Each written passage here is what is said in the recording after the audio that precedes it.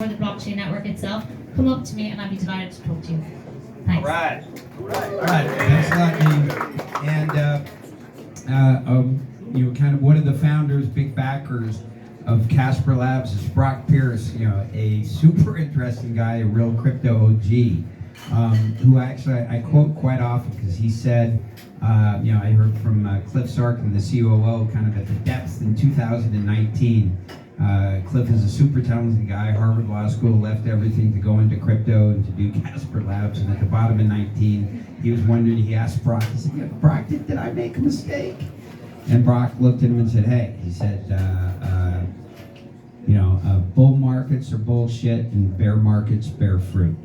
And, you know, for the people who stuck it out during there, you know, this is bearing fruit, and that's why we're here, right?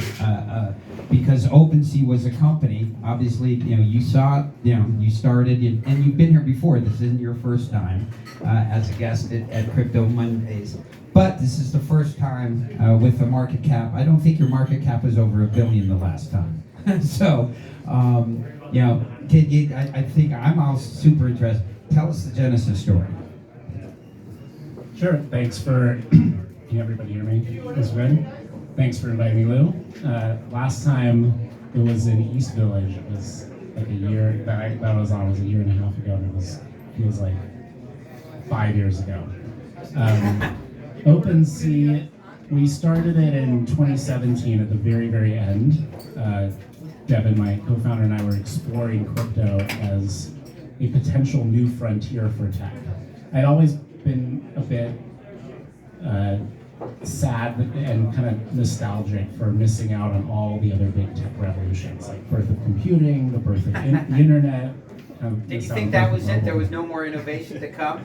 I was wondering when it would come, and crypto looked pretty interesting. It was very noisy at the time. A lot of crazy stuff going on. A lot of What year? in 2017.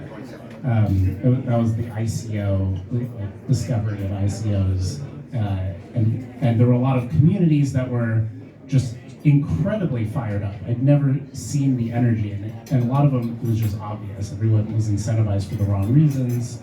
Nobody was actually caring what the tokens could do. And then we saw a couple communities that were very different than all of these 2017 communities. They were focused on utility. One project, the tokens gave the owners a piece of art that was attached to them. And the founders were also very humble. In contrast to all the other ICO communities, they gave away all the tokens for free. And there were 10,000 of them. This is CryptoPunks in the middle of the year.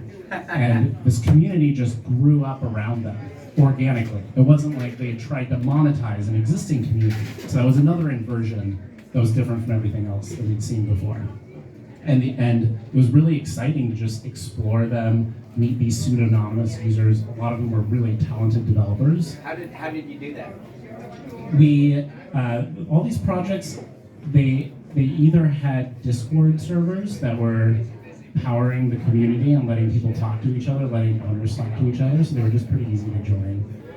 Some of them had subreddits, but Discord played a pretty big role.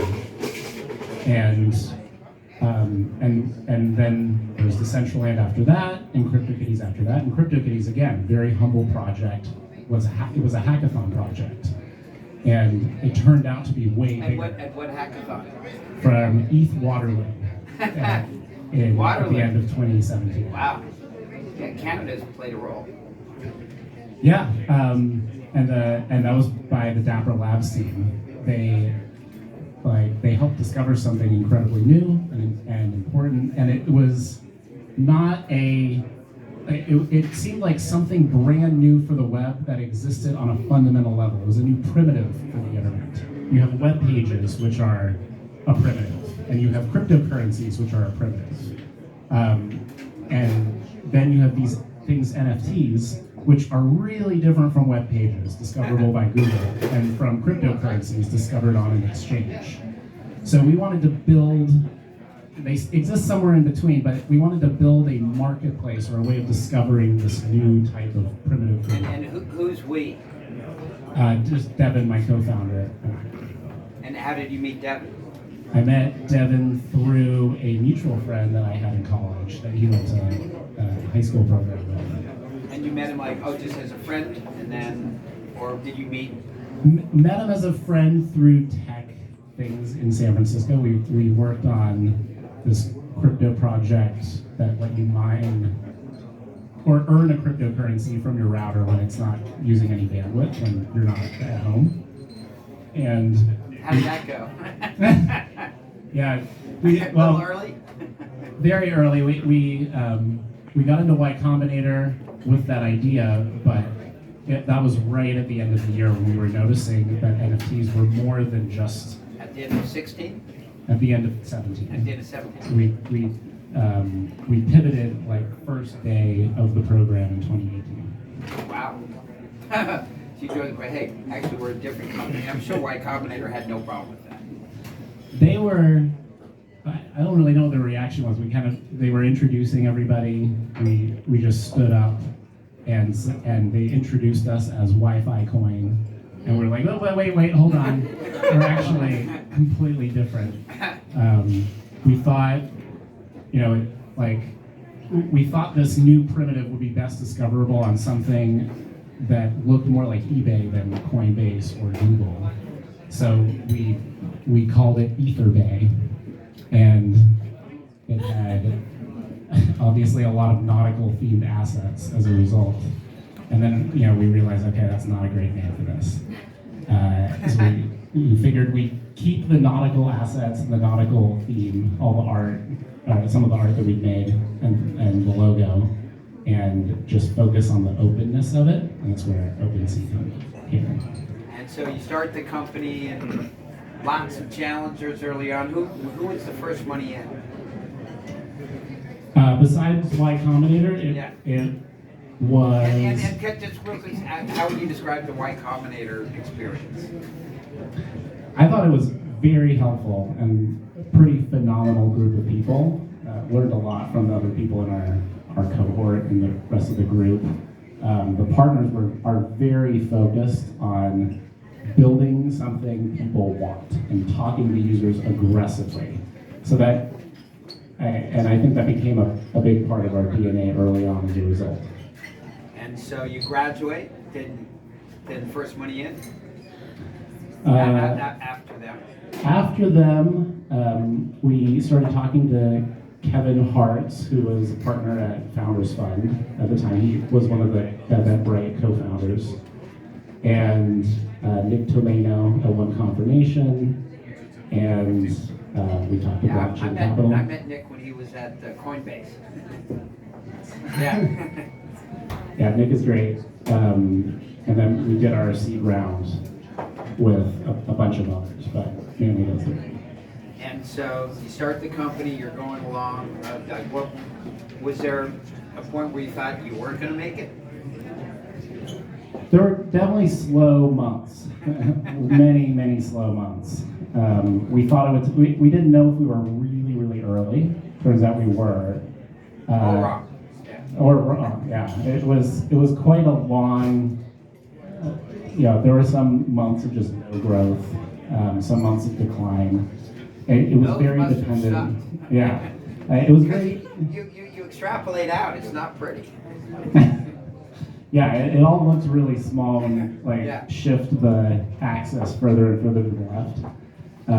It's also very dependent on projects. Like there were some months where we did see a lot of volume and a lot of excitement around NFTs on the marketplace, and it was all just one project. So it wasn't very diversified. It was a little bit, yeah.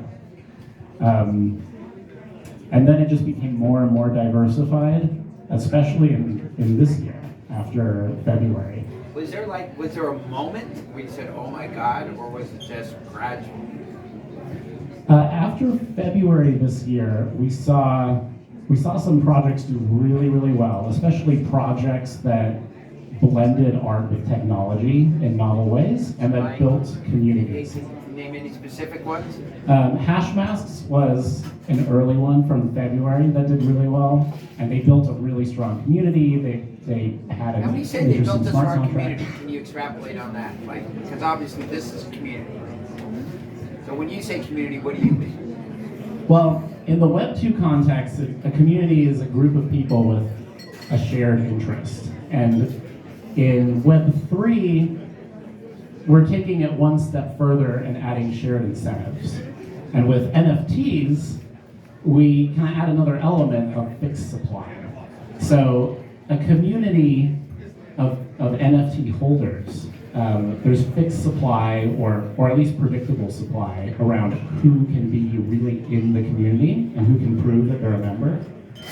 And this means that the creator can just generate all this interest and all this excitement and all they have to do is just make what they make and do what they do. And people in the community will do the marketing for them and will build products that that are interoperable with the NFTs, that add value to them, and just provide benefits to everyone else in the community. So it becomes a zero or negative marginal cost situation to set up an NFT for a community.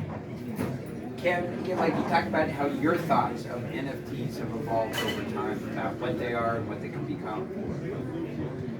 Well, we've really just scratched the surface. For context, there's just a few million users in the space. Gaming, there's over 1 billion digital gamers in the world, and just the number of users is a lot smaller than it could be, in part because crypto is still hard to access. And improving the on-ramp for lots of audiences around the world to access NFTs is a major goal for us at OpenSea. On the content side, so what are you doing to further that? To work on that, we have a couple projects coming that will make it a lot easier for you to buy NFTs directly on whatever blockchain they're backed by. At OpenSea, we support Ethereum, where most of the volume is, but also some side chains and some layer ones that are proof of stake, that are pretty low gas costs. And that's actually where most of the NFTs that we see being created are being created, on Polygon. Polygon is the biggest example. What do you think? What did Polygon do right? Polygon was really, really active with companies, with gaming companies, and with NFT companies in crypto, and also with the DeFi community.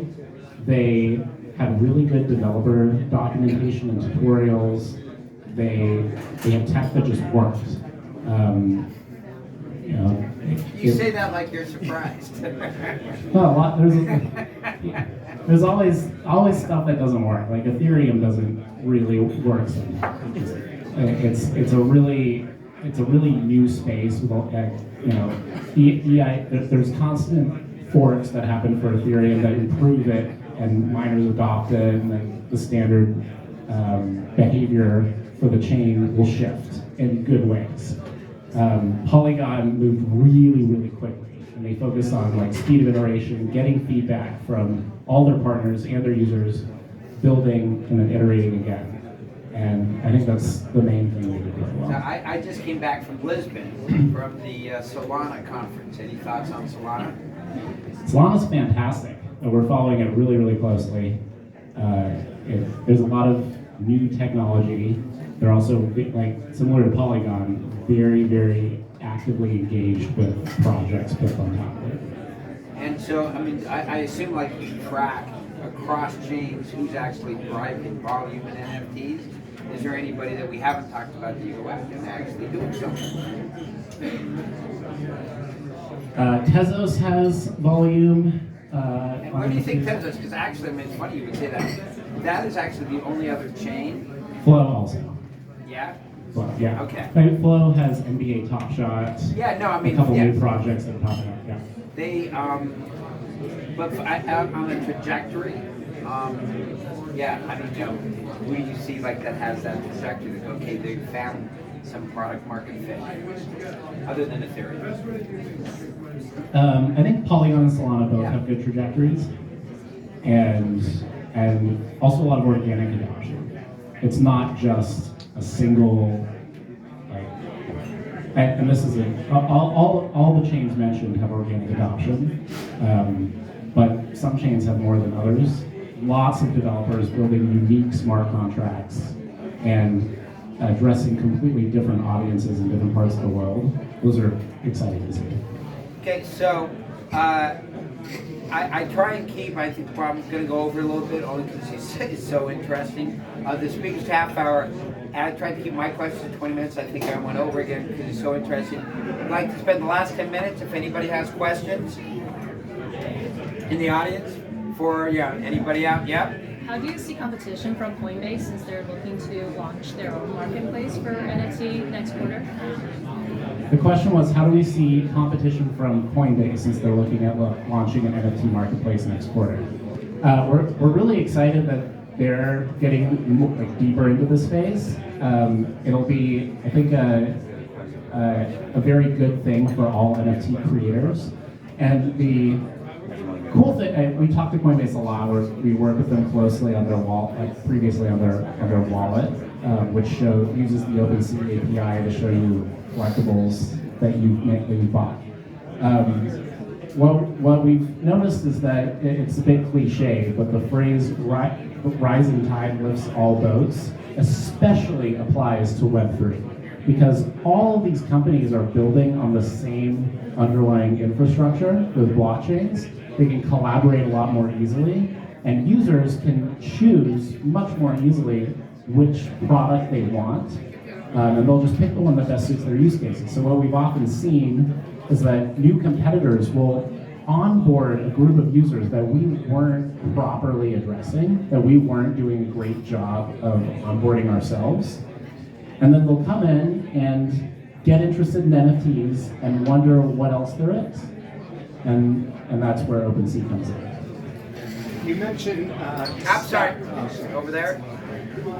Yeah, I'm an NFT artist. Even I sold 700 NFTs, but I'm suffering from the high gas bill. You suggest us to move to Polygon?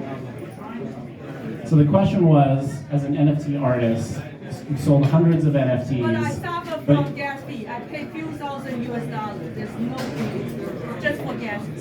Suffering from gas fees on Ethereum. So am I suggesting moving to Polygon? Polygon, I think, well, at least until we see Ethereum 2 come along, Polygon and chains like it are going to have a better user experience and save you a lot of money. Because OpenSea actually pays all the gas on Polygon. Polygon is not a gasless chain, but you still have to, it still has a lot of things in common with Ethereum. It's just the gas is so cheap that OpenSea can afford to pay it all for you and for your users and for your buyers. So you will save a lot and you get the same user experience, and it'll get a lot better soon. So I'm sorry. I was told that I should, once again, come back here and tell people to shut the fuck up. Hey, there are people here trying to learn.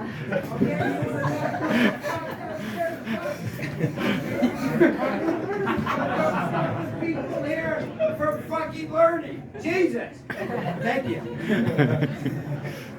That's it. Hey, so the microphone is done. Okay, sorry, because it's actually because of a lot of people, they still don't have a magic. So my problem is I still cannot accept offer because a lot of my collaborators, they keep asking me that. I only have Ethereum, now I have to buy Matic, and then that's a gas fee. So that's the problem. So there's some misconception there. For Polygon, you still use Ethereum. What's required is bridging it to the Polygon network. And we let you, we detect when a user has Ethereum on the Ethereum network, and we help them bridge it to Polygon to do so that they don't have to worry about it. You actually never have to go out and buy Matic to use OpenSea. Yeah, but somehow especially because we're in the U.S., if they get it from exchange place, and it takes for decades. Like I have some transaction that it took me 1 week. That it is, and I have to tell them I have no clue because I don't know what's going on. We'll have to figure out what the details are there. There's something strange. A lot of in Okay, so But I people, appreciate- I appreciate. so I do people make are money talking involved. over here, and so first, let's give Alex a big fucking hand. These guys have built a massive community, and I'm gonna just finish real quick. So I sent an email, sent through via Meetup.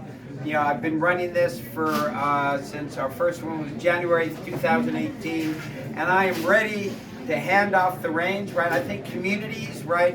I think communities function best if they turn over the leadership. Right? I mean, it's supposed to be decentralized, but there's still. I'm turning Crypto Mondays into a DAO. If anybody wants to come and help and be a co-host for Crypto Mondays, let me know. Look at Alex Brown over there. She's helping me now set it up. Looking forward, and at the end of the day, I'm pretty sure fucking wag me. Thanks.